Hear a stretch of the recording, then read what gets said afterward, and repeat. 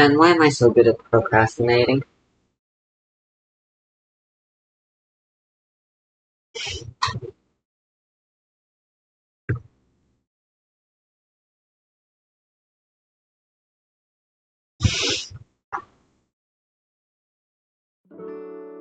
Blue Reflection タイ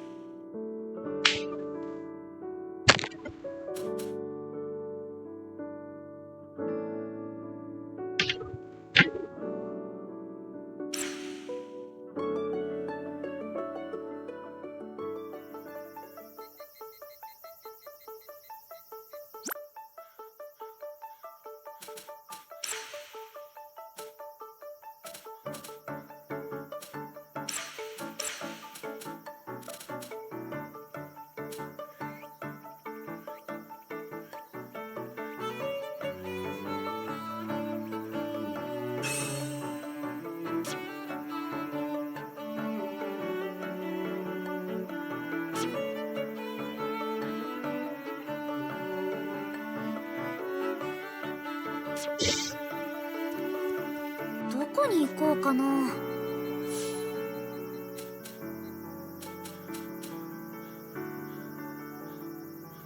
記憶取り戻したいんです。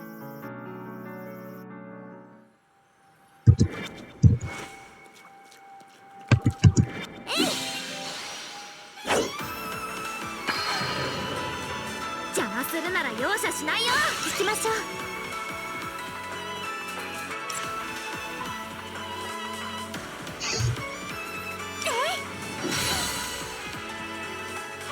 想定よし。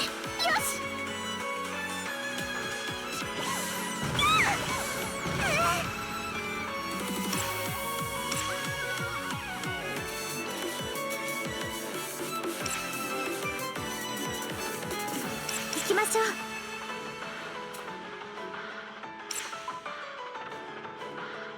大丈夫ですか？いつでも行ける。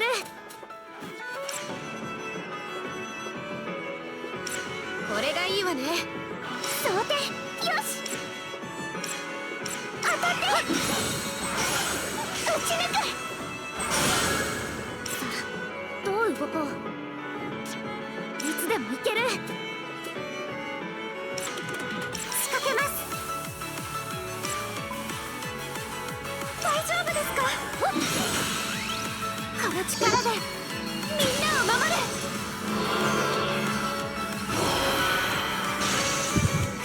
いつでも打てるよ。ルルルル打ち抜く。ルルルルルルル楽勝だったのです。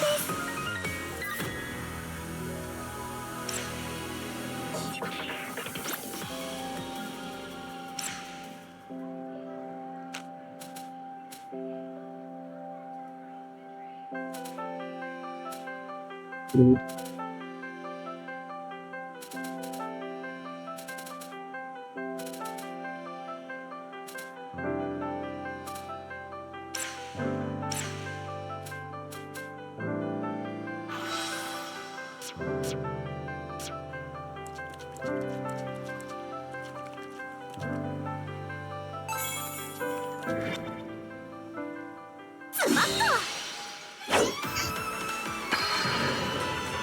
私頑張ります。いつでもやれます。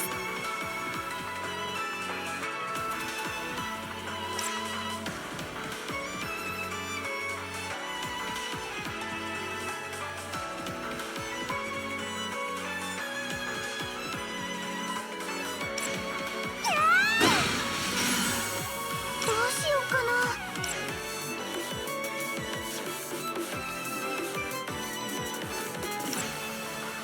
いつでも行ける。あ、チャンスです。次に進めましょう。仕掛けます。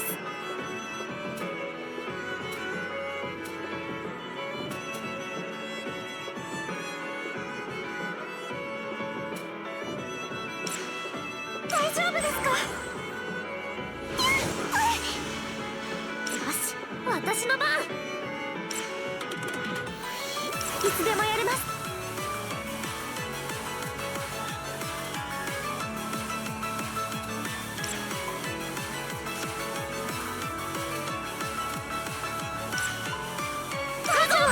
撃てるよ。当たって。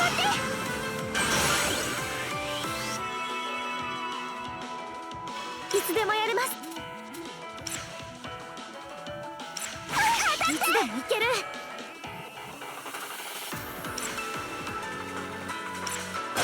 どうしようかな。いつでも撃てるよ。撃ち抜く。行きましょう。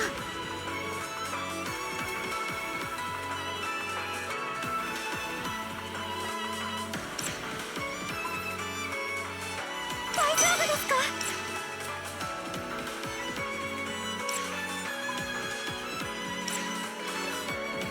いつでもいける。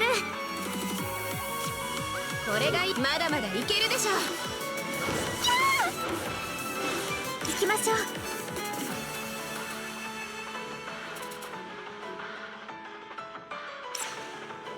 し、私の番。どうしようかな。当たって。頼れる私に。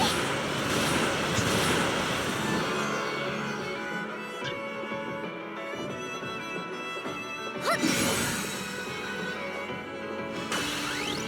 はっ。特別をここに。行きましょう。大丈夫ですか？いつでも撃てるよ。いつでも撃てるよ。よっ、楽勝だったのです。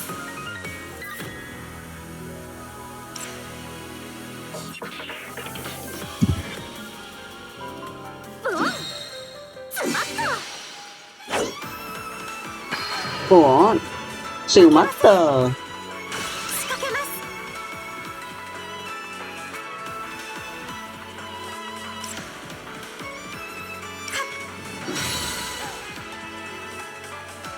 よし、私の番。ください。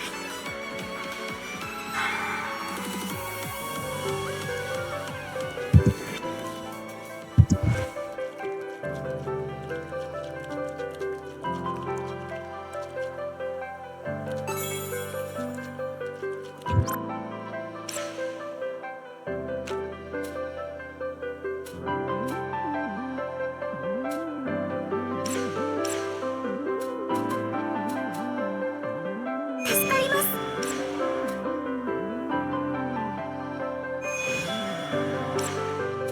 おお、ありがとう。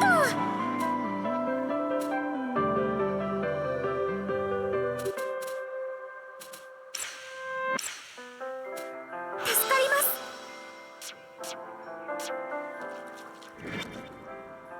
スマット。みんな準備はいい？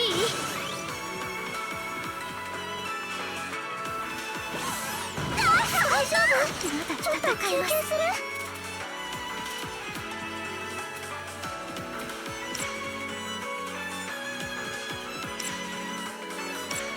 大丈夫ですか？大丈夫ですか？想定よし。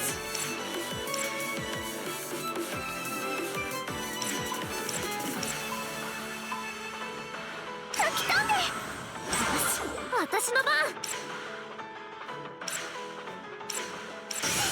吹き飛んで。仕掛けます。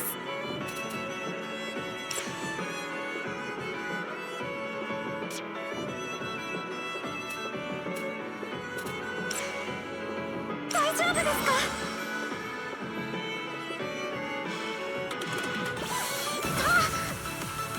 想定よし。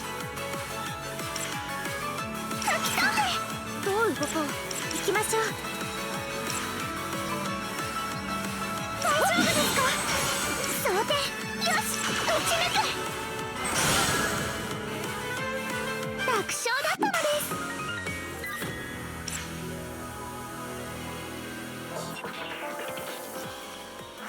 どう？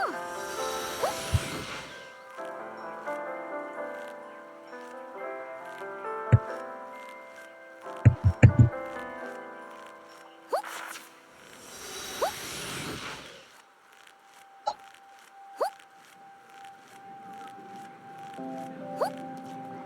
あひ疲れた。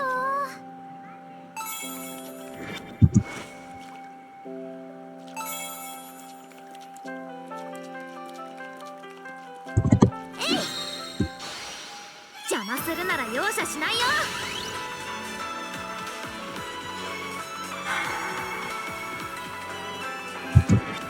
ブオン、負けません。行きましょう。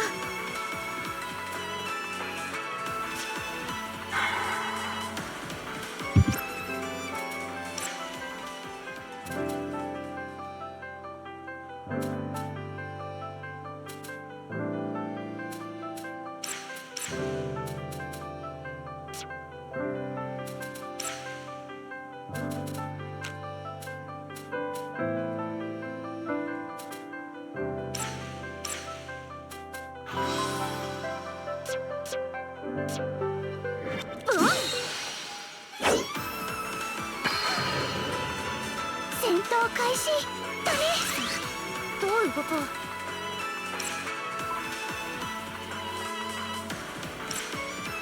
はっ、想定、よし。打ち抜く、仕掛けます。いつでもいける。はっ、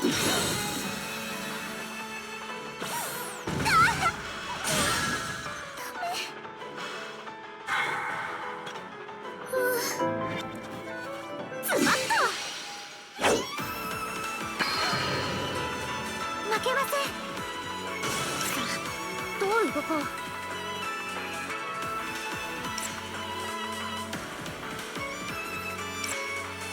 せい、ちょっときついかも。吹き飛んで。チャンス、一気に畳みかけるよ。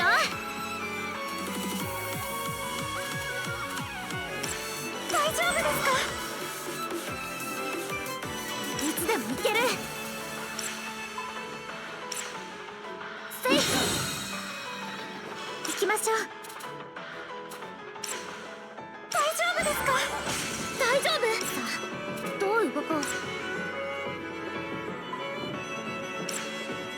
ほっ、まだ戦えます。大丈夫ですか？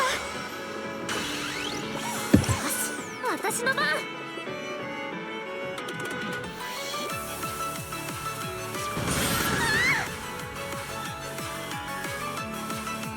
いつでもいける。食らえ、食らえ。まだまだいけるでしょ。あまり無理しないでよ。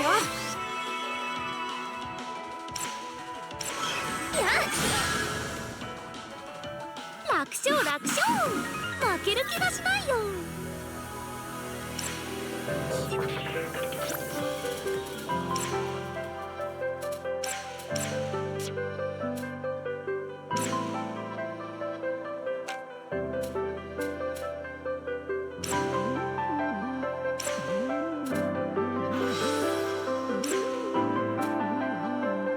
ありがとうございます。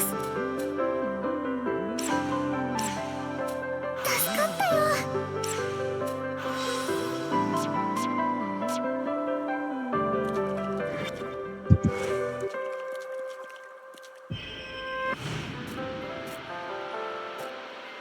さあ、志保、遊びに行こう。遊びにってどこへ？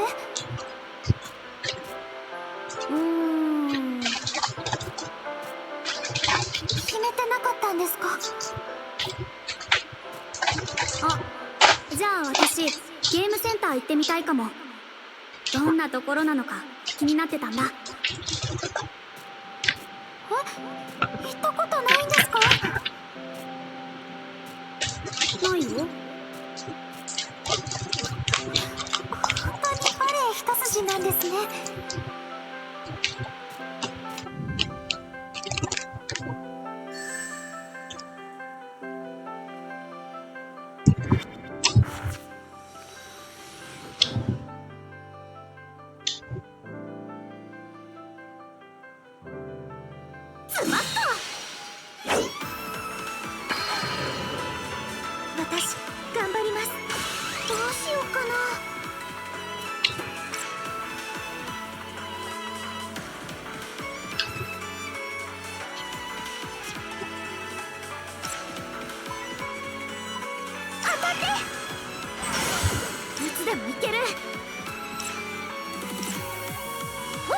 今が攻め時だよ。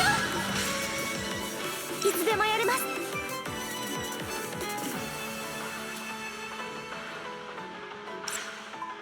大丈夫ですか。よし、私の番。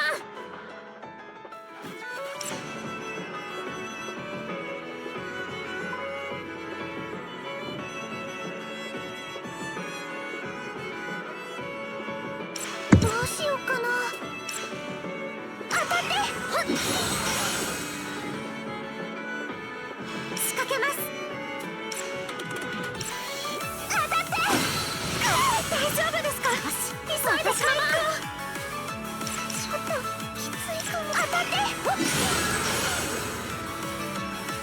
楽勝だったのです。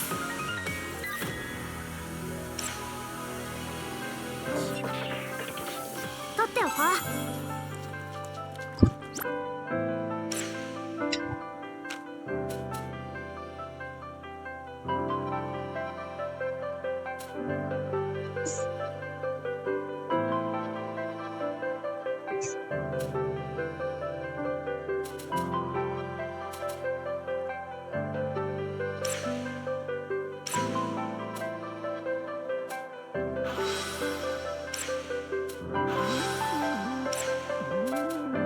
ありがとうございます。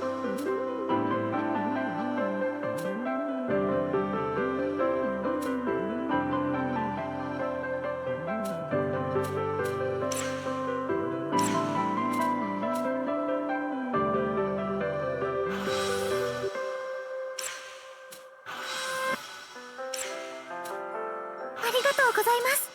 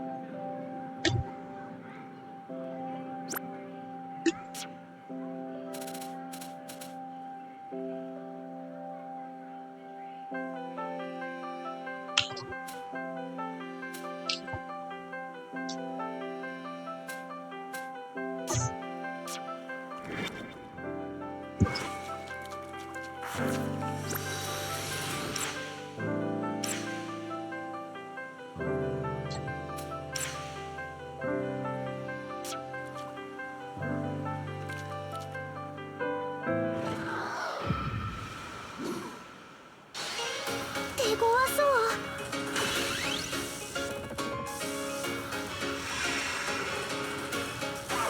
仕掛けます。どうしようかな。よし、私の番。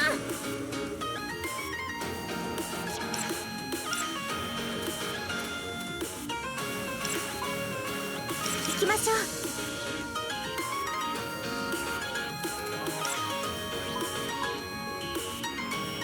想定、よし。吹き飛んで。私の番。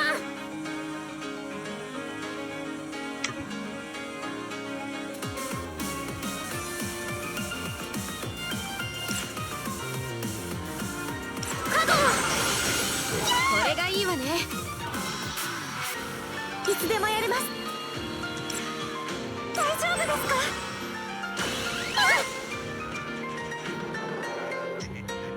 仕掛けます。大丈夫ですか。いつでも撃てるよ。吹き飛んで。どう動こう。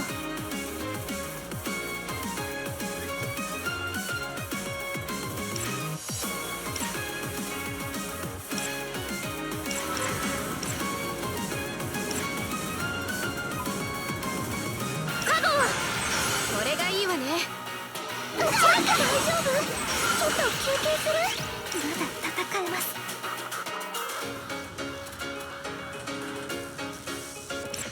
大丈夫ですか。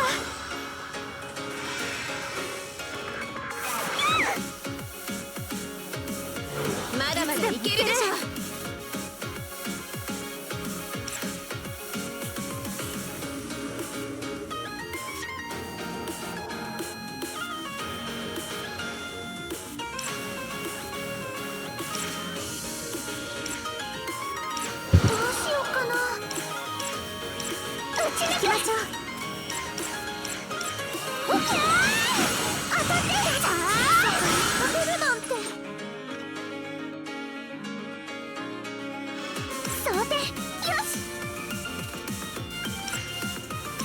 きましょう。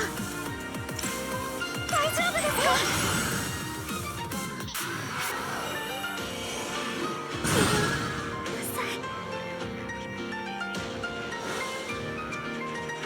いつでも撃てるよ。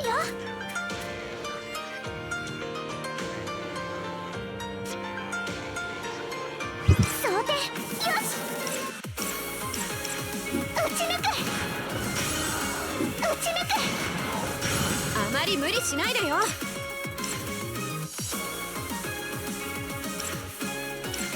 これがまだまだいけるでしょ。装填よし。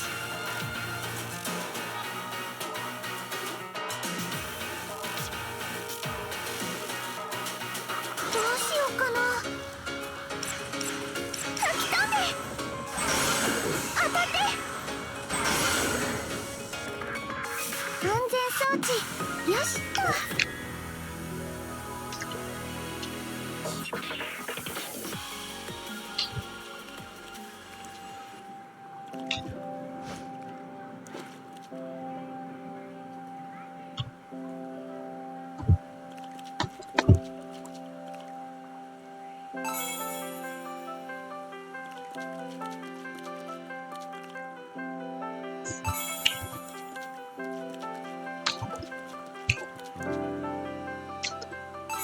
Bruh, this place is crowded.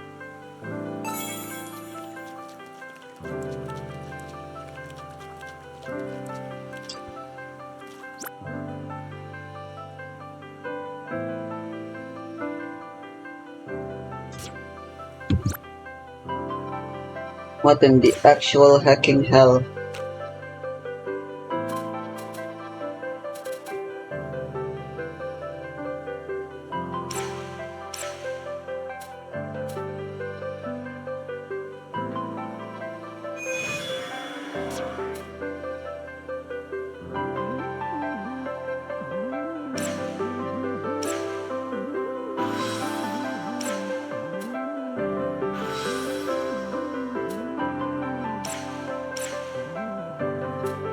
ありがとうございます。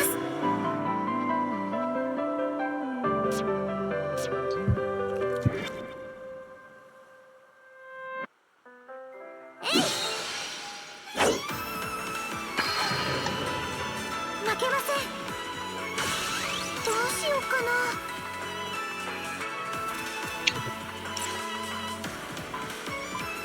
撃ち抜く。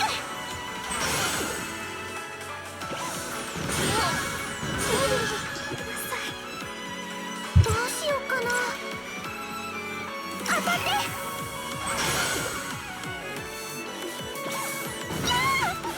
あまり無理しないでよ。ちょっときついかも。当たって。疲れちゃった。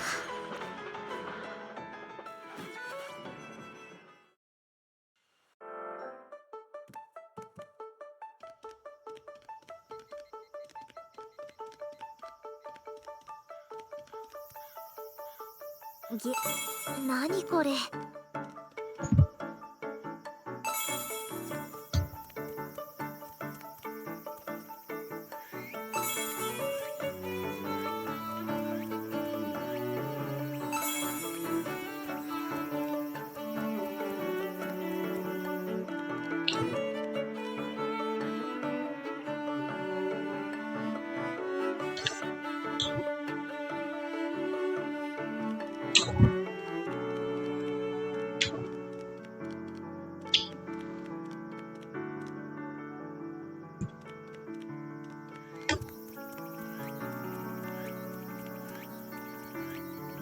どこに行こうかな。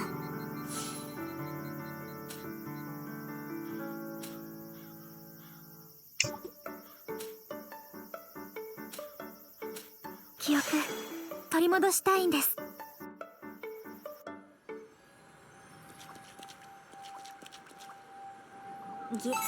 何これ。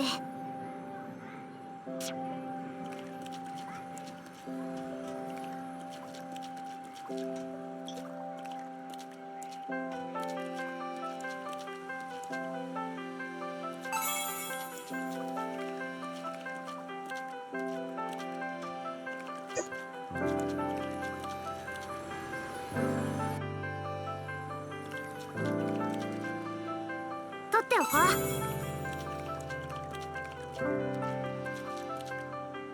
取っておこう。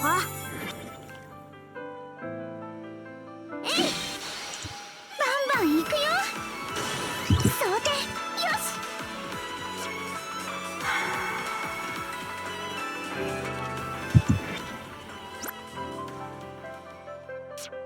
えい、戦闘開始だね。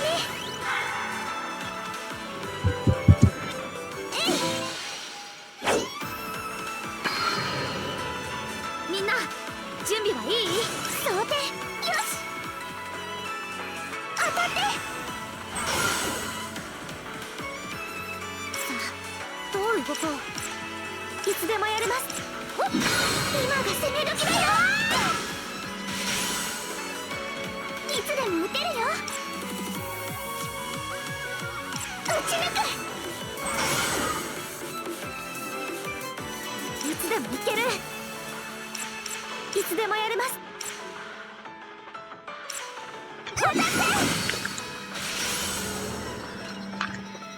勝です。やりました。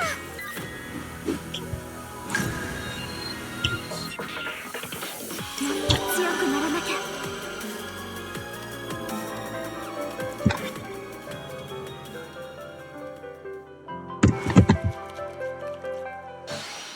バンバン行くよ。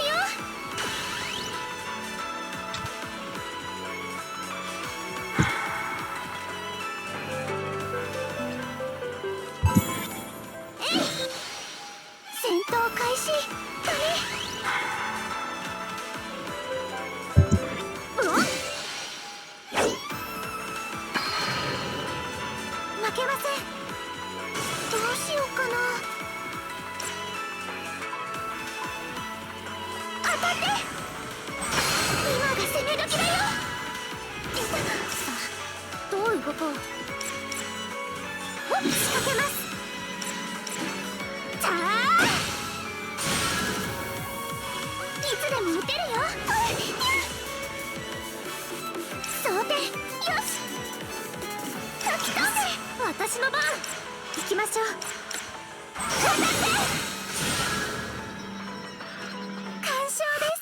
やりました。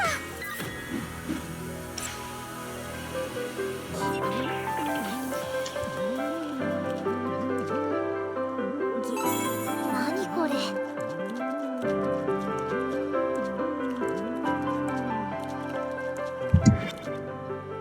ブオン。バンバン行くよ。そうて、よし。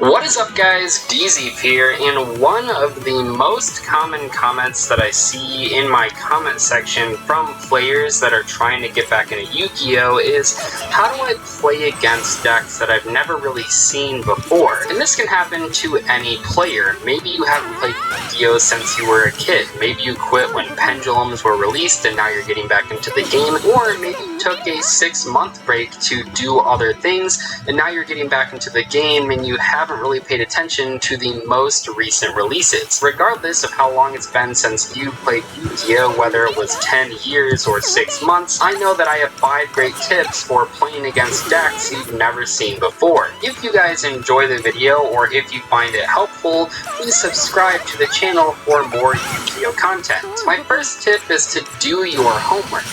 Basically, if you are going to get back into Yu-Gi-Oh! And you want to play at tournaments, look up some recent tournament results and see what decks people are playing. Once you figure out whatever the most popular decks are of the format, you can go online and do a little bit of research, maybe watch a deck profile or two, and try to figure out what those decks are capable of doing.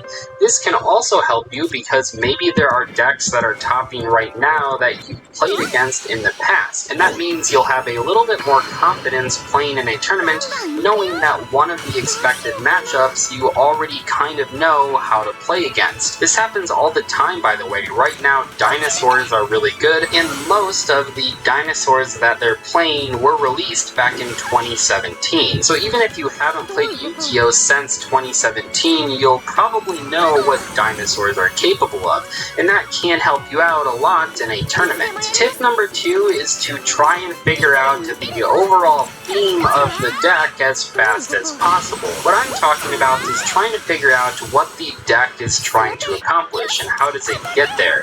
For example, if you played against a Lightsworns, maybe you wouldn't be able to tell it was a milling deck just off of a charge of a Light Brigade, but if your opponent uses charge to add Raiden, another card that mills, that would be enough information to say, okay, this deck is clearly trying to mill cards to the graveyard. And that gives you information about, okay, they probably play a lot of graveyard effects. Another example would be against Altergeist. Maybe your opponent summons Altergeist Marionetter and sets Altergeist Protocol. That might not be enough to tell you what type of deck it is. But when your opponent activates the Protocol and special summons a Multi-Faker from their hand, you'll quickly be able to realize that it's a trap-based strategy. Now, it's not always going to be that easy. It's not always going to be Lightsworns or Altergeist. People sometimes...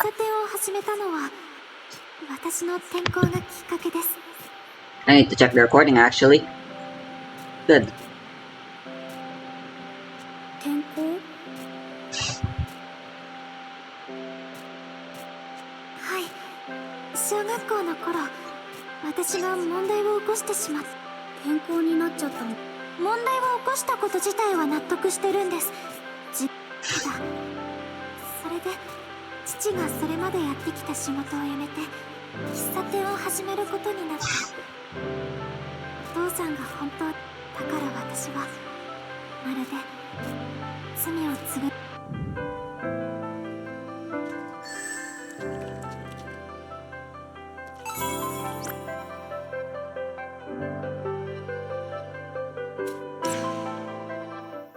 combine different archetypes into one strategy. People sometimes change up archetypes in ways you might not expect. In those cases, the best course of action might be just trying to figure out what type of deck it is in a broader category. For example, is it a combo deck that's trying to special summon a bunch of monsters and end on a big board? Or is it a control deck that sets a bunch of back row and only summons like 1 or 2 monsters in a turn? Now, in the long run, it is more important to figure out the specific interactions of your opponent's cards more so than the broad category of their deck. But if you don't have a lot of information to go off of, it will be helpful knowing what type of deck your opponent is playing, especially when it comes to side decking. If your opponent special summon a bunch of monsters, okay, probably hand traps are good, or cards like Darkler No More. But if your opponent set a bunch of back row, cards like Lightning Storm or Evenly Matched or Twin Twisters will be better options. Tip number 3 is to pay attention to cards that see play in multiple decks. By knowing what some of the cards do in your opponent's deck, it will make it a little bit easier when you play against new decks for the very first time.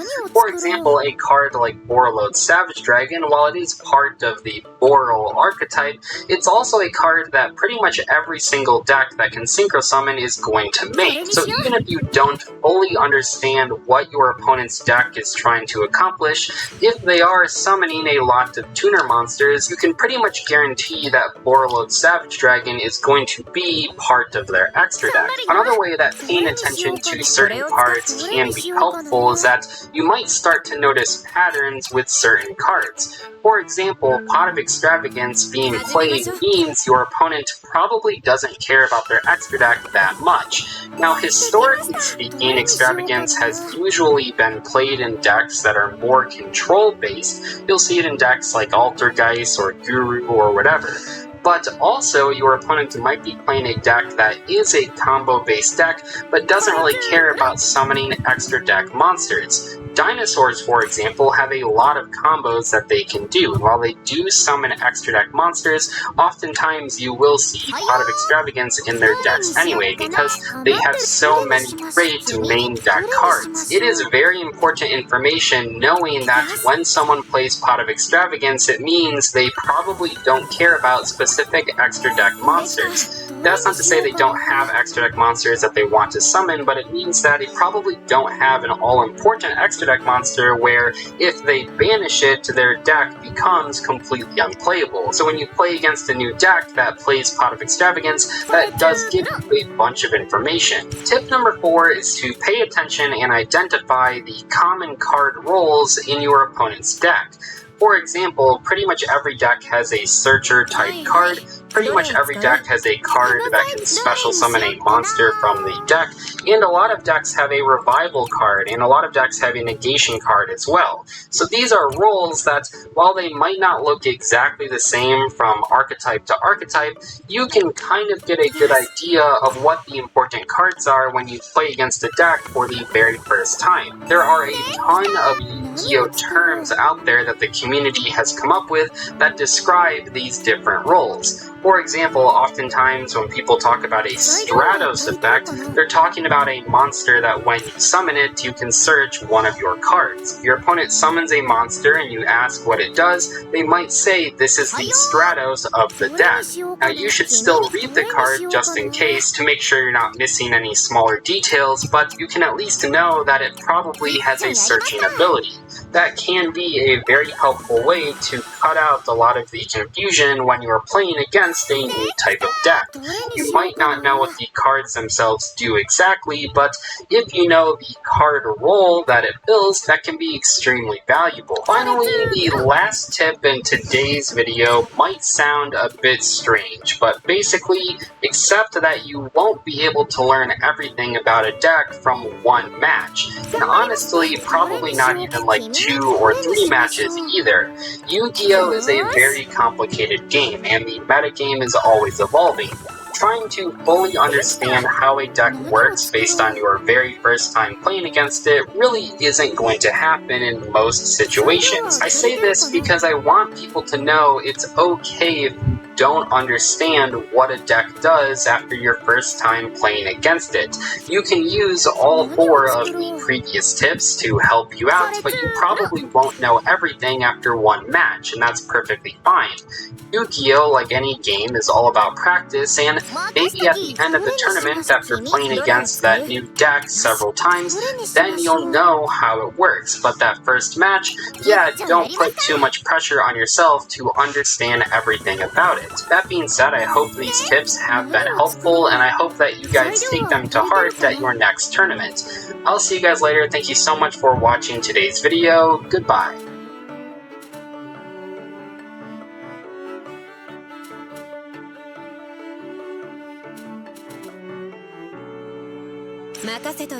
どれにしましょう。これをどれにしよっかな。どれを使う。どれにしましょう。よし。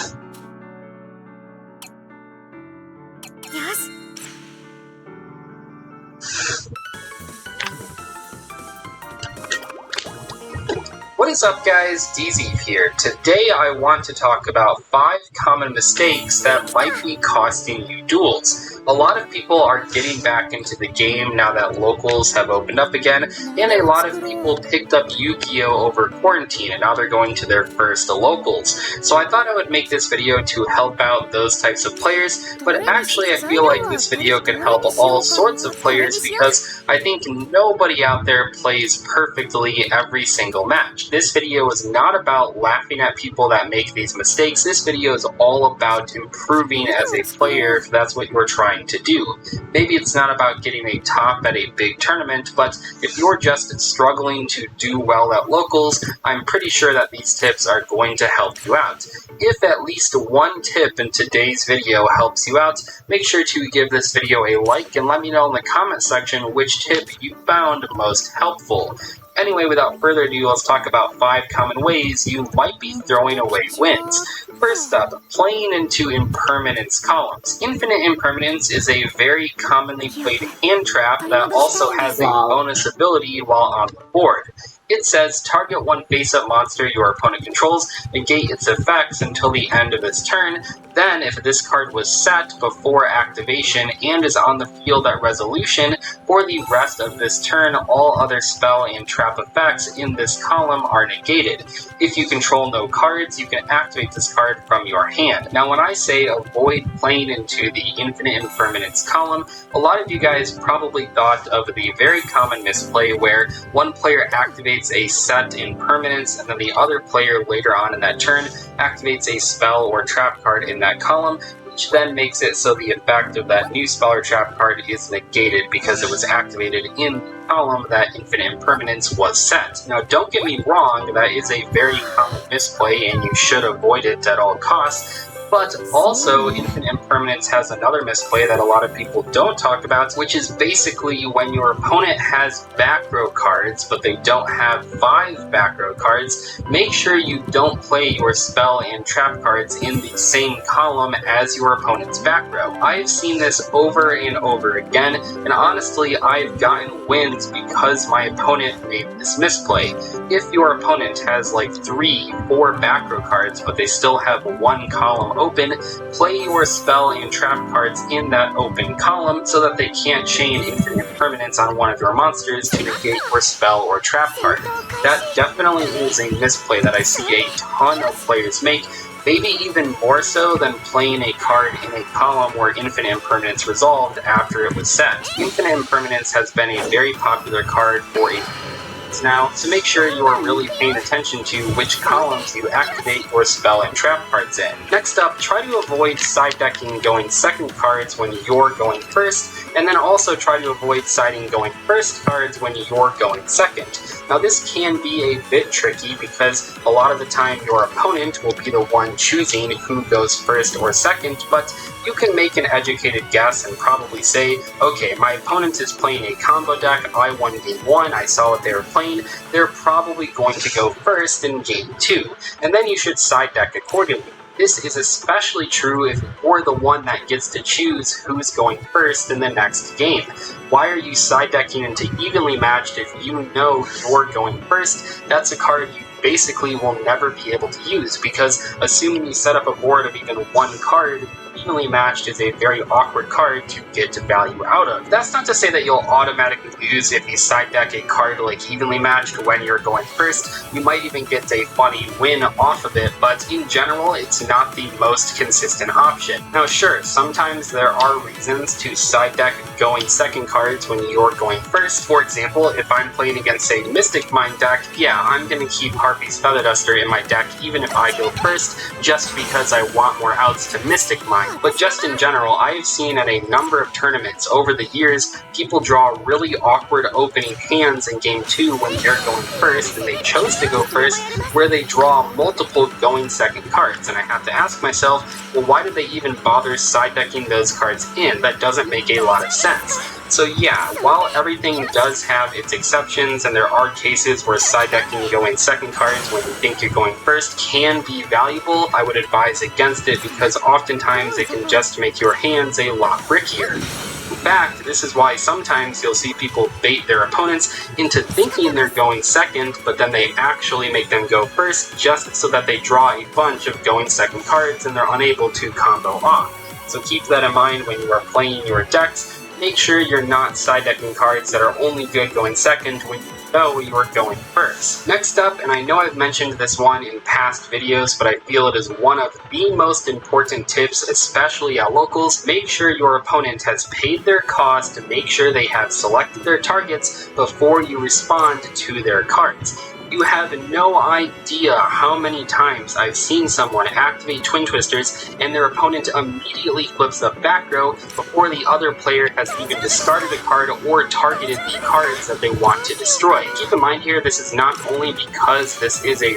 rule where your opponent has to pay their cost before you're able to respond, but also it's for strategic reasons. You don't want to give away any information to your opponent before they've decided on their targets, before they've decided on their cost. This isn't only a Twin Twisters problem. I see this come up all the time, and I really think people are throwing away wins. So make sure when your opponent activates a card effect, they pay their cost, they do their targets, they do all that stuff before you respond with any of your cards. Next up, if your locals has a round timer, make sure you keep track of it.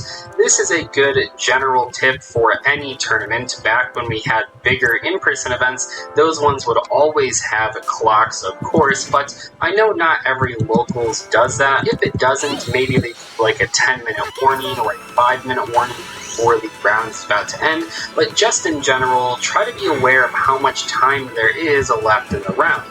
The current end of match procedures are pretty rough if you kind of get surprised by them, so you really want to be paying attention and make sure you don't go into time. There are a bunch of ways to avoid going into time: playing faster, making sure you understand your deck before you go to a tournament. But one of the ones that I like to mention, because people always laugh at me when I do it, but I usually don't go into time, and I this plays a big role, is that I scoop games that I know I can't win.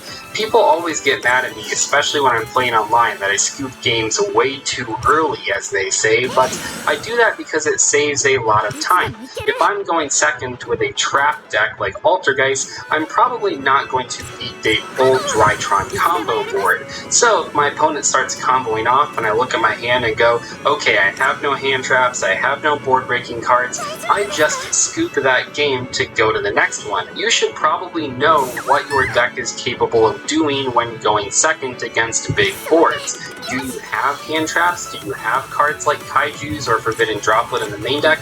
Because if you don't draw those hand traps and you don't have Kaijus or Forbidden Droplet, which could be cards you could draw into to break the board, why are you sitting there watching your opponent combo off when you know you can't win? Now, like all of these tips, there are exceptions here. For example, if your opponent seems unfamiliar with their deck, maybe you might guess that they're going to mess up the combo. That would be a reason to not scoop super early. Like I said already, if you have cards that can break boards going second, that's a reason to not scoop early. Or if your deck in general is just a bigger combo deck that can break their board while still comboing off, those are all great reasons to not scoop early. But if you know your deck cannot break the Herald of Perfection with 4 negates plus the IP Masquerena, don't let your opponent sit there and combo off for 10 minutes. You are just wasting time. Also, I probably shouldn't have to mention this, but you don't have to scoop to save time when you are in Game 3.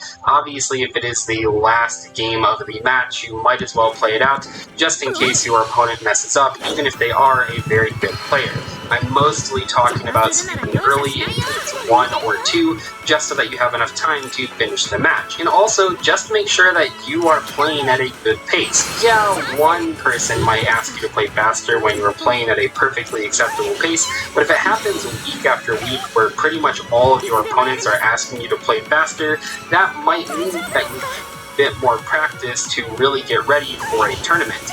Don't get me wrong, there's nothing wrong with being for a player and playing a bit slow, but if it becomes a recurring problem, you'll really want to make sure that you address that as you continue playing Yu-Gi-Oh! Especially when the big tournaments open up and judges are a lot harsher about slow playing, it's just good to get in the habit of playing at a good pace. People always assume I go into time a lot because I play slower control decks like Altergeist and Paleozoics, but the truth is I rarely go into time. I play at a really good pace in my opinion, but also I scoop those games that I know I can't win, which does save a lot of time in the match. Remember, in Yu-Gi-Oh!, unlike a few other card games, the individual games don't matter in a match. All that matters is who won best 2 out of 3. So just in general, I would advise paying attention to the clock and making sure you are doing everything possible to not go into time. Finally, try to look up any weird rules that your deck might have.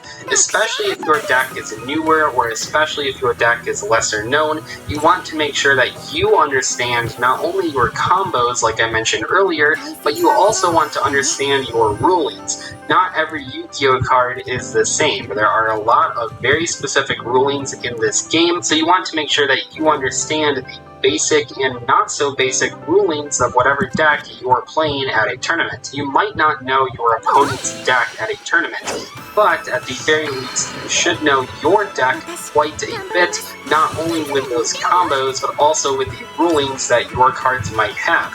This is especially important. The only game where no-thy enemy is objectively really bad to do. Or because it is a lesser-known strategy.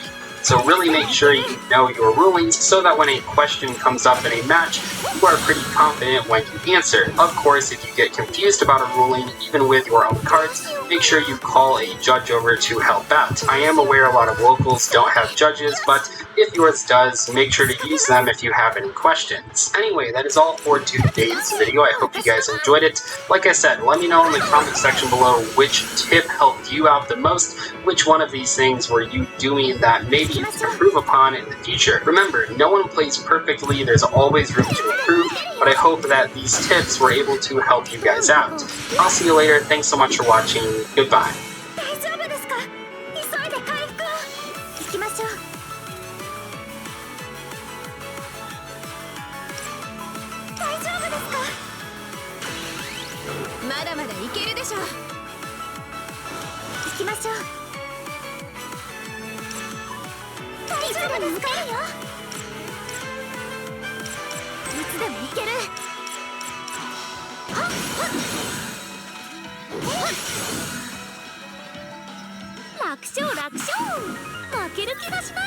Alright, ladies and gentlemen, we have a very special guest on the channel today, introducing Luis Scott Vargas, MTG legend. How are you doing, LSV?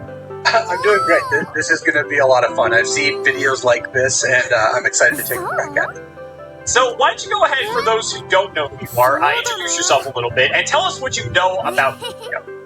Sure, my name's Luis Scott Vargas, often called LSV, and I've been kind of doing it all in Magic for about 20 years. I'm a member of the Hall of Fame from tournaments. I write articles. Damn you!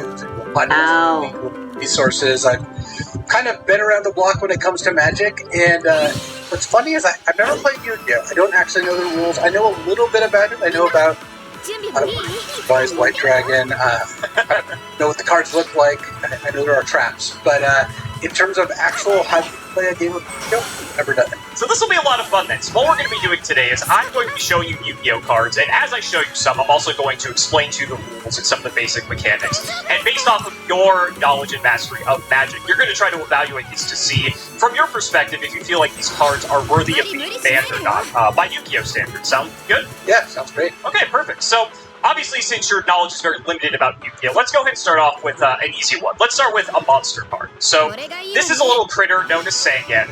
So, the rules of Yu-Gi-Oh! are very similar to Magic. We start with 8,000 life points. The object of the game is to reduce your opponent's life points to 0. So, instead of having creatures like in Magic, we have monsters. Effectively the same thing. So, how we are able to play our monsters in Magic, you have mana that you use to pay the cost. For Yu-Gi-Oh!, monster cards can just be summoned to the field.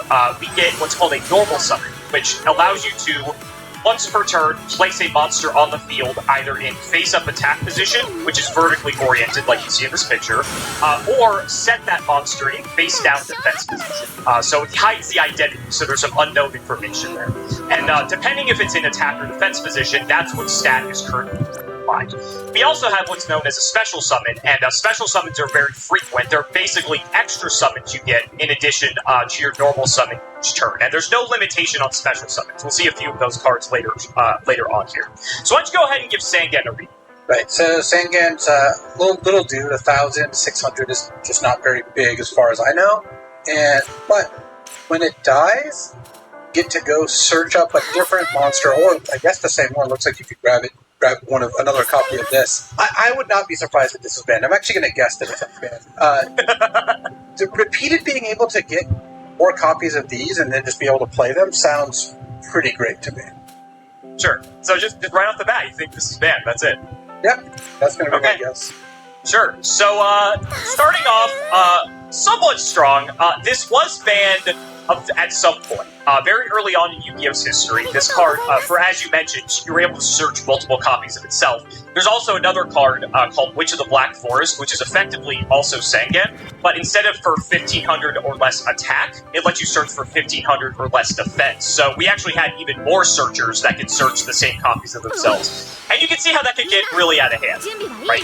Yeah. So, early on, both of these cards were either banned or actually limited to a single copy. I'm not sure if Magic does, like, limitations at all, or if they just solely do bans. Yeah, restriction is what it's called. It'd be restricted to one. But that's only in, like, the oldest, most powerful Magic format. Most formats just, their tools are to ban a card if they want to. Understood. So you have context moving forward. Yu-Gi-Oh! Is an eternal format, so we are allowed. This card was actually printed in the second set ever made, and it's still legal today, as a matter of fact. But it was banned for a long time, and they actually changed the effect on this card and errated it and brought it back later. And now it's actually unlimited. You're allowed to play 3 copies of this card. What they changed is they allowed you to still do the same effect, but you're not allowed to use the same. You're not allowed to use the card that you search the turn that you search it, so that limits the power of the card quite a bit. And you're also only able to use the effect of this card once in a given turn, so you couldn't spam multiple just to, dig super deep into your deck or anything. Right. So, not too bad. I mean, you evaluate that, it is very powerful. By old standards, it was. But let's go ahead and move on to next of the Trinity of cards in Yu-Gi-Oh! A spell card. Jesus Christ! Hold up for you here. This card is Graceful Charity. So, how spell cards work, they are essentially the same as, I believe, sorceries in Magic, where during your turn, you're allowed to activate this card. And, again, with Magic, you have mana to pay the cost of cards. In Yu-Gi-Oh!, you're allowed to activate as many spell cards from your hand as many times as you want. Unless the card says otherwise or restricts you in some way or another, spell cards are allowed to be played en masse, and that's part of the appeal of Yu-Gi-Oh! You get to play all these cards at rapid pace. So Graceful Charity is a super simple card. Do you want to give it a read? Oh yeah, it's draw 3 cards, discard 2 cards, and so again, this is another card that might look a little innocuous, but in Magic, effectively a free 0 mana, draw 3, discard 2 would be unbelievably broken, one of the best cards in the game. I gotta guess this also got banned. I just don't see a reason why you wouldn't play the max number of these possible. It just makes your deck so much more consistent. Is there any card in Magic that is analogous to this? I mean, honestly, the closest is probably a card called Gitaxian Probe, which lets you look at their hand and it draws you a card. So it replaces itself, you look at their hand, and it's free to play. It costs you 0 mana, which is the main resource. You do have to pay 2 life to play it, but that's a pretty minor cost, and that card got banned in most formats, restricted in the one format that does restrictions. So, that's probably the closest analogy, though. One of the best Magic cards of all time, Ancestral Recall, part of the Power 9, is just 1 mana to draw 3 cards. That would also be somewhat similar, but either way, Graceful Charity, I don't know, looks like a busted card to me.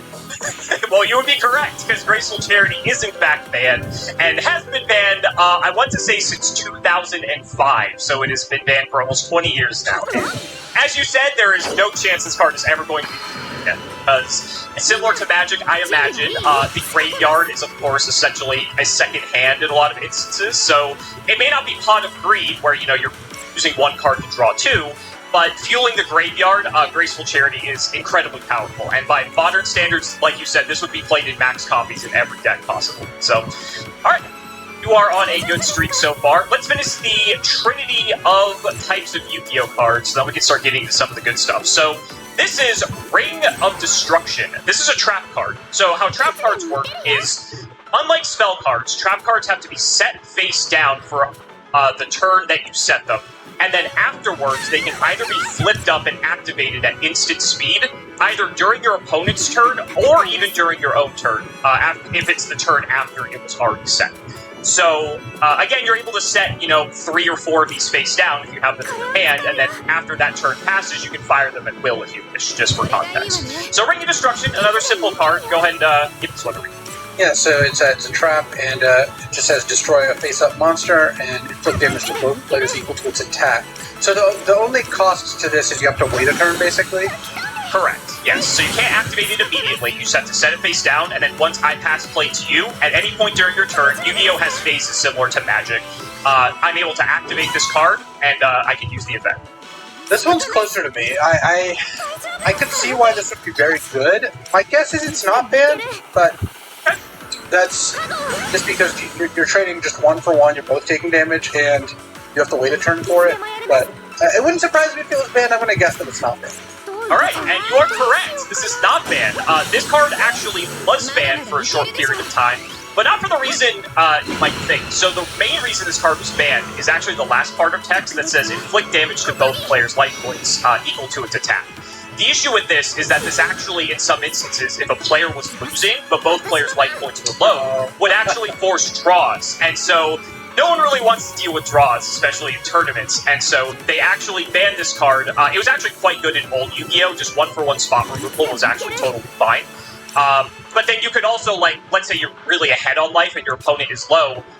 As soon as you set Ring of Destruction, if you have any monster on the field, as soon as they start their turn, you can Ring of Destruction your own monster and win the game immediately. So that's not particularly hard.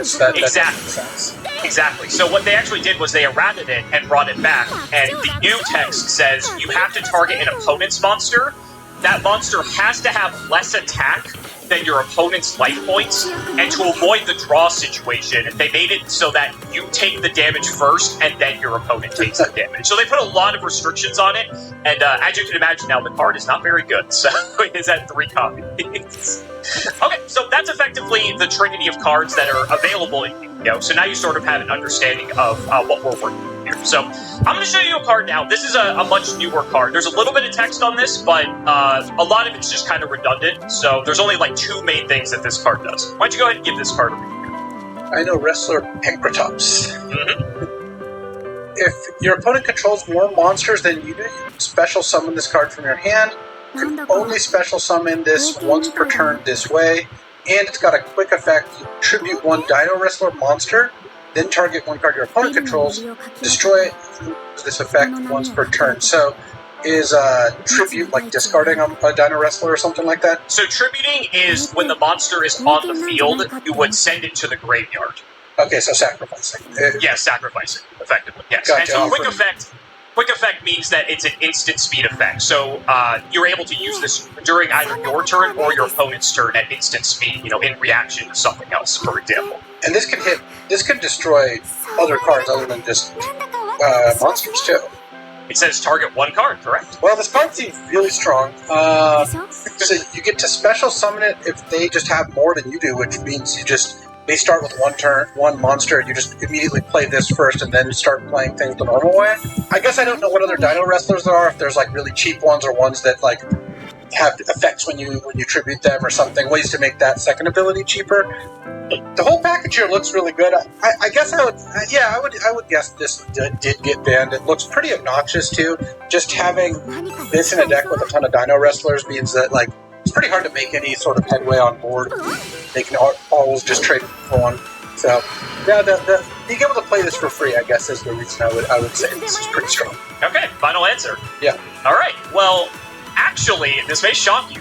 That is incorrect. This card has not been banned, which is kind of absurd because this card, it reads like a ridiculous card, as you mentioned. It's been limited. It has been limited, I will say, but it has not yet made its way onto the ban list. But this is a very strong card to sort of equalize going second. I imagine in Magic it's similar, where going first is, a very strong advantage.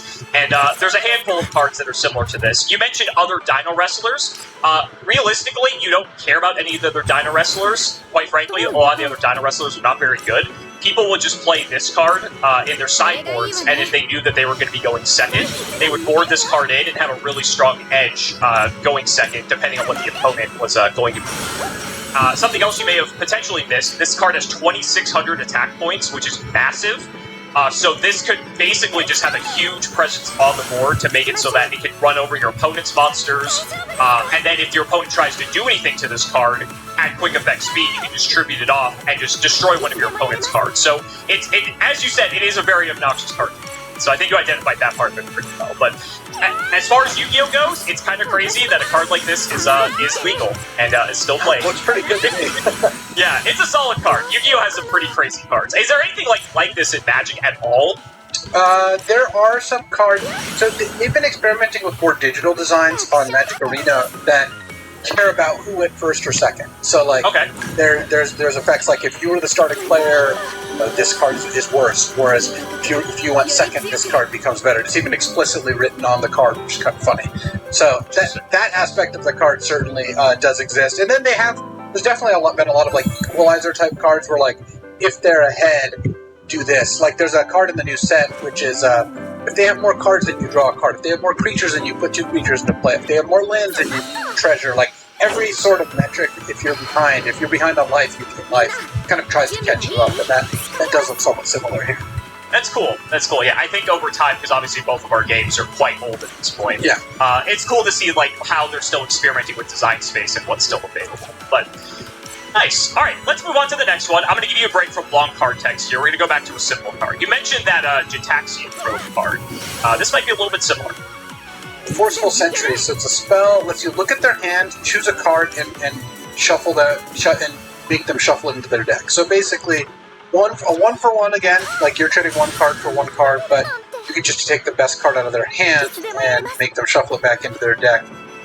This is close because on the one hand, like this card looks incredibly obnoxious. I wouldn't want to play against 3 copies of this on a regular basis. It really does also press who goes first, since if you open on this on the play, like you can really mess up their hand.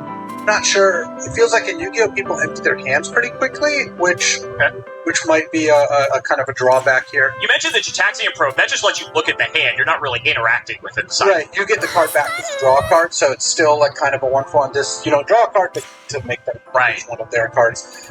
I guess I'm going to guess this got banned because it was too annoying, not necessarily because it was just too good, though it does seem pretty strong. Sure. Final answer. Yeah.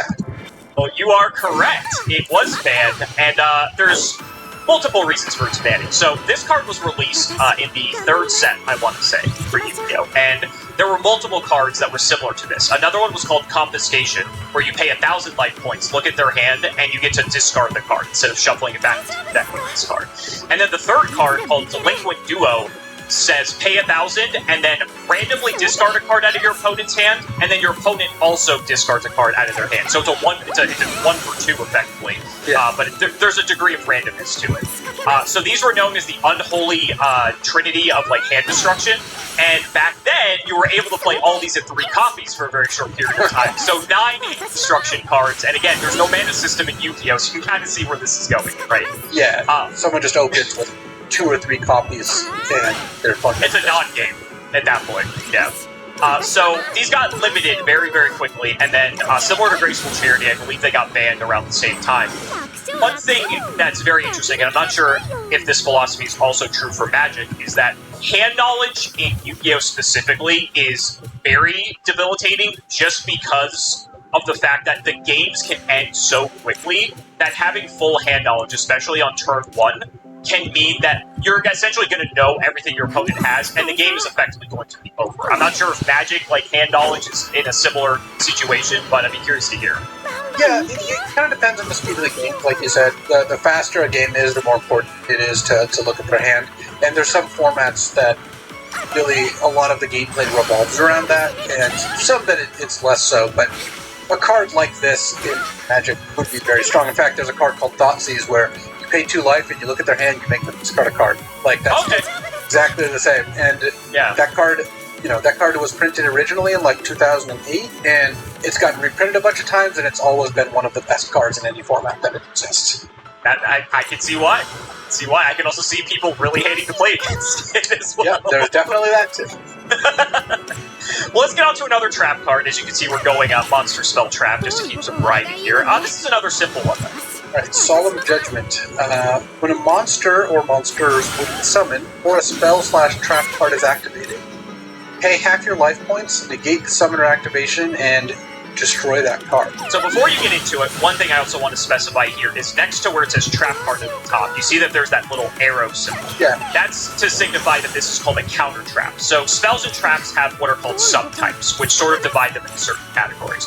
What a counter trap is that if a counter trap card is activated in response to another card being activated, the only thing that is allowed to respond to a counter trap is yet another counter trap. So it essentially closes the window or limits the window of what other types of cards are allowed to respond in response to this particular card. So I'm not sure if Magic has any other types of mechanics similar to that, but I just want to give you that clarification here while you evaluate this. Yeah, there's a similar mechanic called Split Second, where when a card with Split Second gets played, nothing can respond to it. Not even another card with Split Second. It's just, this card is going to happen, and nothing can happen before that. Sure. And then Magic actually originally had Counter Trap, basically had interrupts, which only could be responded to with other interrupts, which sounds like about exactly the same. Sounds exactly the same. Basically all count. Wow. It's hard for me to not want to say this also should have gotten banned, just because it could trade for anything. Half your luck points is definitely a real cost. Like, the second one of these can be pretty costly, for example. I think just being able to counter, this counters a monster, a spell, / trap card. It looks like it can counter a summon or an activation, so yeah, that's them casting a monster or using a spell or trap. The only thing this doesn't stop, I can clarify here, is if a monster uses its effect. It can't stop that. That is one thing that this card doesn't stop, but I mean, it basically stops everything else. So. I'm gonna say this just got banned. Games coming down to who borrowed these because they could stop their important cards. Like, this is a very similar to the last card, it just does it a different way, which is, sure, it's going to stop their card. In this case, the cost to hack your life, but that because it also stops a card once they spent the resources to play that card, which is a pretty big difference. So, yeah, I'm going to say Solemn Judgment got banned. That is my Solemn Judgment. Final answer, and that answer is, this may shock you, incorrect. This card is legal at 3 right now. Wow. Seems like a good card. It is. I will say, similar to a lot of the cards I have showed you, by older Yu-Gi-Oh! Standards, this card was banned. But for the purposes of what I'm quizzing you on, it's for whether or not the card is banned actually right now. But Solemn Judgment is a very strong card. Similar to what I was saying with Dynarus or Pankratops and when players are going second, some people will have Solemn Judgments in their sideboard for when they know they're going to go first to ensure that their opponents aren't going to be able to stop any of their plays that they're making in their first turn. The life point cost can be hefty, but Yu-Gi-Oh! Is a game where, I mean, similar to a lot of games, your last life point's the only one that matters. And the cool thing about Solemn Judgment is you can always pay half, so the card is theoretically always live, even if you have, 5 life points. It works. And what's cool about Solemn Judgment is that since it is a counter trap, you can Solemn Judgment your opponent's Solemn Judgment, so if you're both playing them, there's some fun interplay there. But yes, extremely strong card. You hit every note, but what is insane about the pace and speed of Yu-Gi-Oh!, which I'm not sure how it compares to a format like Vintage for Magic. A card like this can be in 3, and it's actually totally fine. Yeah, I suppose if you're going second, this card might just be too slow some of the games. Right, precisely. Okay, moving on to the next one though. You see, you've got your analysis is pretty spot on though, so I'm very impressed. Alright, this is another one that has a little bit of text on it. This is a newer card, but this is a card that I think a lot of people would be curious to hear your thoughts on. Alright, Ash Blossom and Joyous Spring. So it's a zombie / tutor / effect. For the purposes of this, none of that matters. Gotcha. When a card or effect is activated that includes any of these effects, quick effect, you can discard this card and negate that effect. Add a card from the deck to the hand, special summon from the deck, send a card from the deck to the graveyard. You can only use this once per turn. You can discard this from your hand to counter these things? Correct. And you can only use one of these per turn. So of those 3, you're only allowed to pick one because you can only use 1 copy of Ash Blossom in a single turn. So they would cast a card and activate a card that's going to go get a card from their deck, you put it in their hand, you can stop it, or summon a card from the deck, or send a card from the deck to the graveyard. Okay. Correct. Alright, I'm gonna guess this is not banned, but it does seem like a pretty good way to... Again, if you can ever stop a card that they spent resources activating, like their summon, for example, with a card just from your hand, no cost, that's pretty strong, but As a purely defensive card, I guess I wouldn't expect this to have been banned. Okay. Final answer. Yeah. You are dead on. That is impressive. Yes, so Ash Blossom, I will say, is still to this day. This was printed, I want to say, in 2017, so not too long ago, relatively speaking. But this is one of the most Don't underestimate an old nerd because of how that plays Magic. Right. Yu-Gi-Oh! Has tons of effects that add cards from deck to hand, that special summon from the deck. Unlike most Yu-Gi-Oh! players who are just stupid-ass fucking weebs who don't know anything about card advantage. All of those effectively is really strong, but not strong enough that it's worthy of getting banned. It's not oppressive. It's not like, you know, completely game-ending in any capacity. It's just a really solid card, all things considered. So this is what is known as a hand trap. So it's not an actual trap card because it sort of functions like a trap card. We like to call it a hand trap. That's effectively a trap card that's activated from the hand, and it's a monster, so it has versatility. And if you don't want to use it for its effect, it's still played on the field and use it for other things as well. Yeah, I bet it doesn't get cast all that often on the field. Not too often. Typically, since it does have 1800 defense, there are a non-zero amount of times where you'll play this in defense position to protect yourself if you are that desperate. But Gotcha. very seldom. Very seldom. Okay, this will be an interesting one for you to evaluate here. Let's throw another spell card. Lightning Storm. If you control no face-up cards, activate one of these effects. Destroy all attack position monsters your opponent controls, or destroy all traps, spells and traps your opponent controls, and you can only activate one of these per turn. So, no face-up cards means you have no monsters in play, and you're no. I mean, when spells get activated, they go to the graveyard afterwards, right? きっと私たちもレールの上の電車と同じだよね。どういう意味ですか？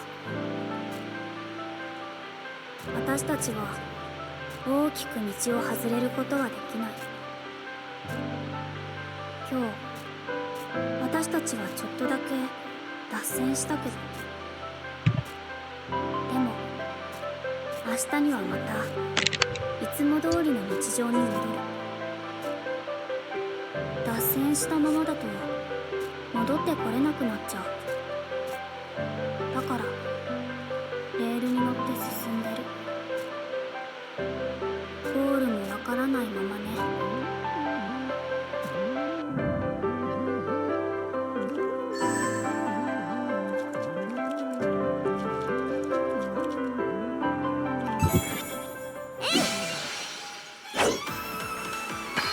So, that is true. The only exception to that rule is spells essentially function as enchantments in Magic the Gathering, so they stay on.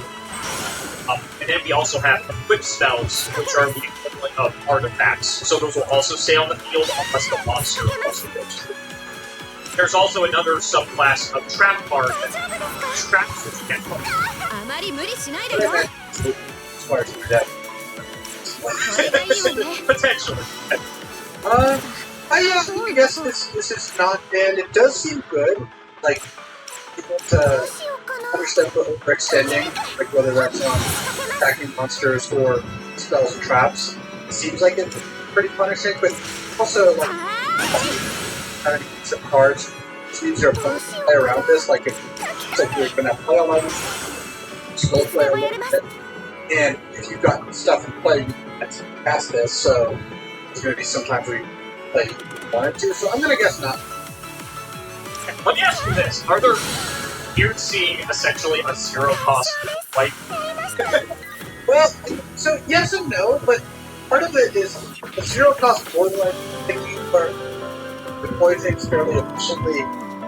It seems like it could be like just because everything, you know, it is the rule set that very different Magic, because not having mana as a resource is a limiting factor means it just starts like 0 to 60. You just start on turn 1 with things that incredibly strong cards.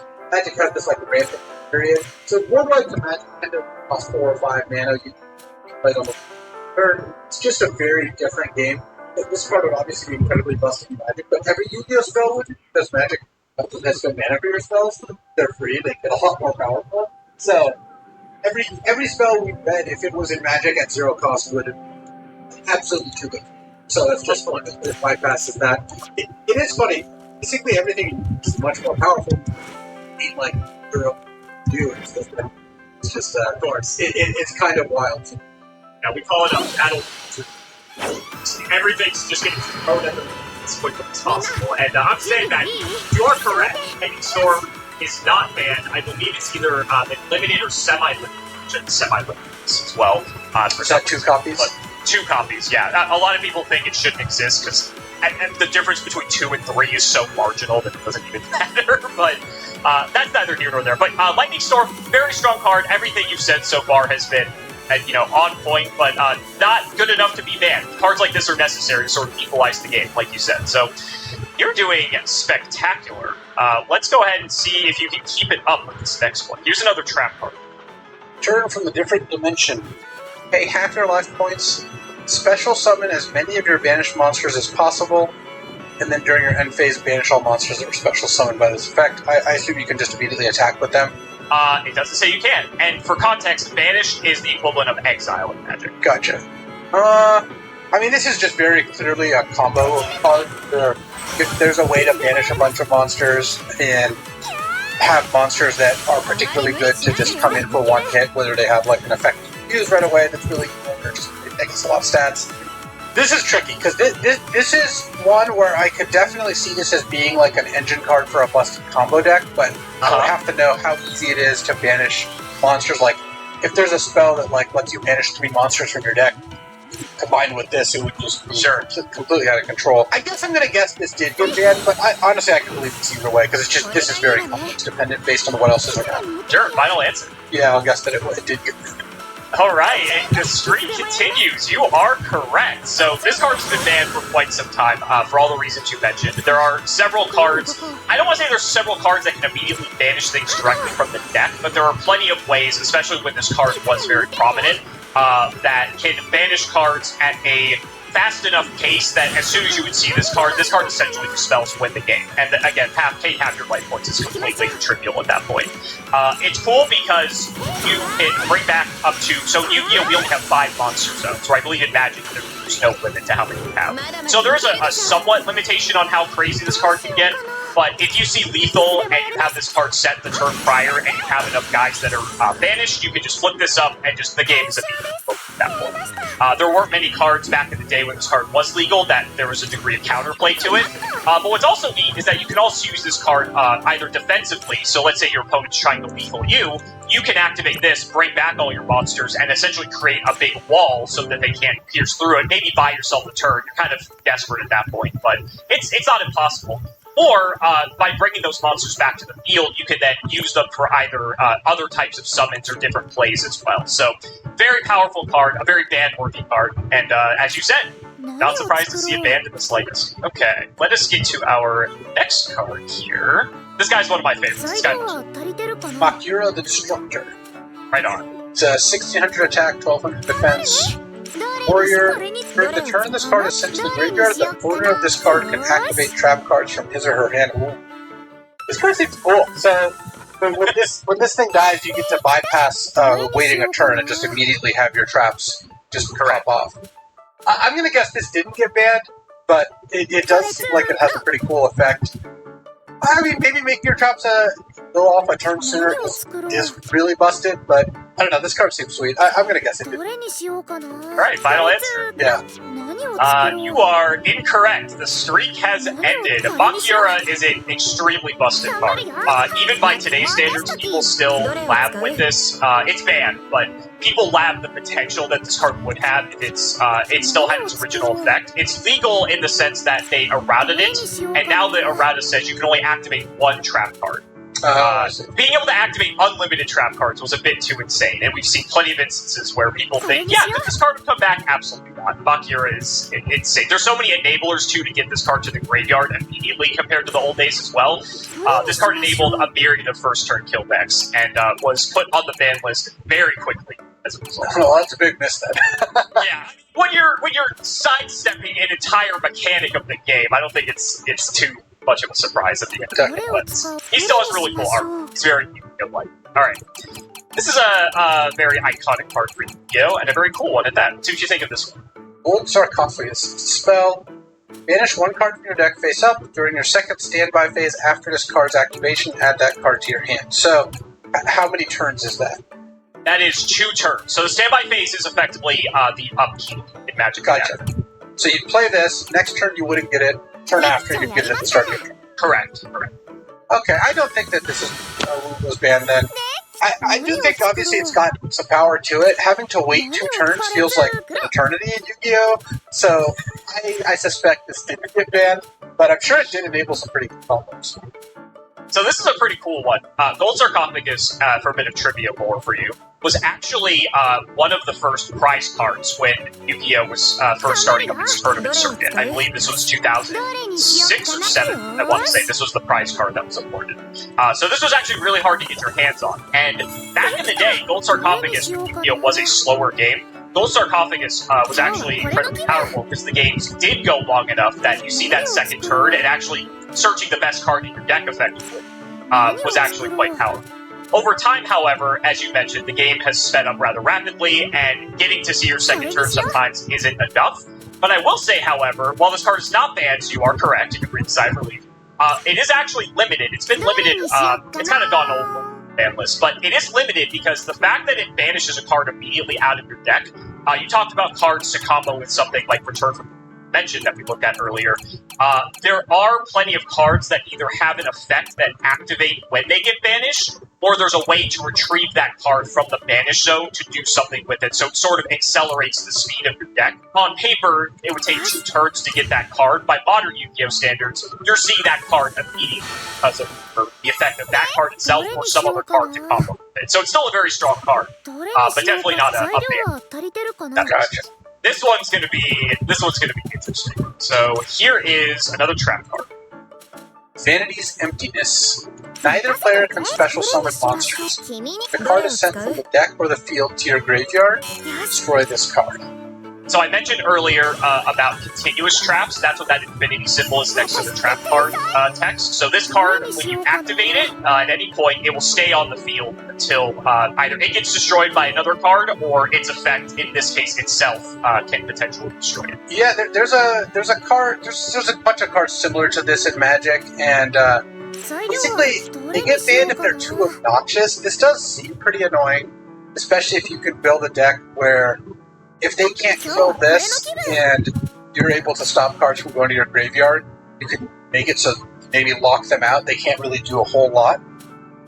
It does seem like it takes a lot of work to do that. This one's close, because I could definitely believe that there's like maybe a 2-card combo with this that makes it really difficult to remove. Like in Magic, there's a card similar where if the card goes to your graveyard, you can destroy it, but play it with cards that say no cards to the graveyard, for example. I see. Or like banish any card that would go to the graveyard, stops that drawback. Sure. So if there's a card like that, I'm going to guess this did not get banned, but it is obnoxious enough that I could if it ends up like Alright, final answer. Yeah. So Vanity's Emptiness is an interesting card. This card, I believe, was first released in 2011, 2012, so about midway through Yu-Gi-Oh! Lifespan. And it's interesting because on release, everyone kind of just passed on this card. No one really gave it any attention. It was, especially because if you look at the drawback that it destroys itself, and you have to think too, since it destroys itself if any of your cards go to the graveyard, that means your opponent can pop any other card, and then that will basically get them a 2-for-1, essentially. So a lot of people actually thought this card was bad. Then, a few years later, people came to their senses and realized, wait, special summoning is essentially the most ubiquitous way to play Yu-Gi-Oh! And if I set up a board and go first and set Vanity's Emptiness, as soon as my opponent's turn starts, if I just flip this card, they are basically locked out of anything, especially because Yu-Gi-Oh! Became very monster-centric as it progressed. And so there was a lot of special summoning, a lot of monsters trying to get onto the field, X or Y. And so people would either have this in their main deck or their side deck. They would flip this as soon as their opponent's turn starts, and now all of a sudden the opponent can't play the game. And next turn, they just attack and kill them. So it was a very obnoxious card, and was banned not long after people figured out how oppressive that this card was. So it basically, this card ended up just needing 1 turn. Like, you just play this, and if they can't answer your stuff in 1 turn, then that's enough usually to win. Yeah, so essentially people would set up a board where on their first turn they would summon monsters that would have, 2,500, 3,000 attack, and they would summon several of them. And they would play them very defensively, and then they would set Vanity's Emptiness in their back row. Turn would pass over to you, they immediately flip Vanity's Emptiness. It becomes very difficult for you to play the game because essentially half of your hand is locked because that's how you play is special summoning monsters typically. And so they can't really do much. They might be able to set one monster to defend themselves. Then all the turn player has to do, who controls Vanity's Emptiness, is turn everything to attack position and just attack and kill them. You're also able to turn off Vanity's Emptiness yourself if you just activate any spell card, for instance, use that effect, and then Vanity's Emptiness will go to the grave, so now all of a sudden you're able to special summon again your turn. And so now you can see why. Definitely, or play a second one of these and then pass, and then flip it again. Yep. And so I believe they actually limited this card to 1 before banning it, and at 1 it was arguably more oppressive just because then it was sacky, because it's like they had the 1 copy of it, and now you're just like, oh, I guess you drew the 1 of, like, cool, I guess we don't get to play this game out. Very, very annoying card, very annoying. Speaking of potentially annoying cards, here is a really cool design. That grass looks greener. It's a spell. If you have more cards in your deck than your opponent does, send cards from the top of your deck to the graveyard so you have the same number of cards in your deck as your opponent. So for some context here, Yu-Gi-Oh's deck size limit, we have a minimum of 40, and we have a maximum of 60. I see. So when you put this card in your deck, you build a deck like at max size or close to it, so that this almost always mills a bunch of cards. Because I assume the average deck is at exactly 40, because that's usually the smartest thing to do.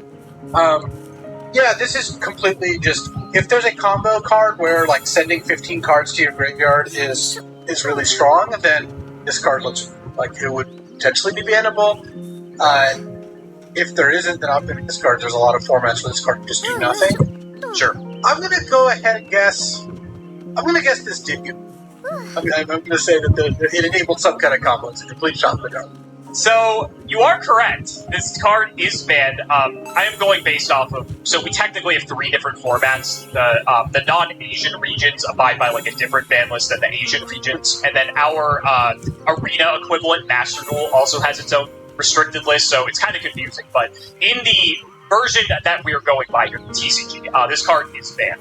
And for the reason that you mentioned, there isn't necessarily a particular combo piece that getting 20 cards into the graveyard enables. It's more the fact that you get to mill 20 cards to the graveyard, and you build your deck in such a way that, half of those cards are going to have some effect that activates in the graveyard or use it from the graveyard in some capacity. So it's effectively like you have, 12 cards virtually to your opponent's 5. In the first turns. This card was really fascinating when it was released because once players figured out that they could take advantage of this, the 60 became the new 40, and people were just only playing 60-card decks, essentially to counteract the fact that their opponent might be playing that grass looks greener, even if they themselves weren't playing it. That's really funny. Yeah, it encouraged a lot of really interesting deck building, and like you said, playing the minimum amount of cards is, typically the best, because that's going to maximize your chances of seeing the cards that you want, but this encouraged a different way to deck build, and even now to this day, people sometimes don't always play 40.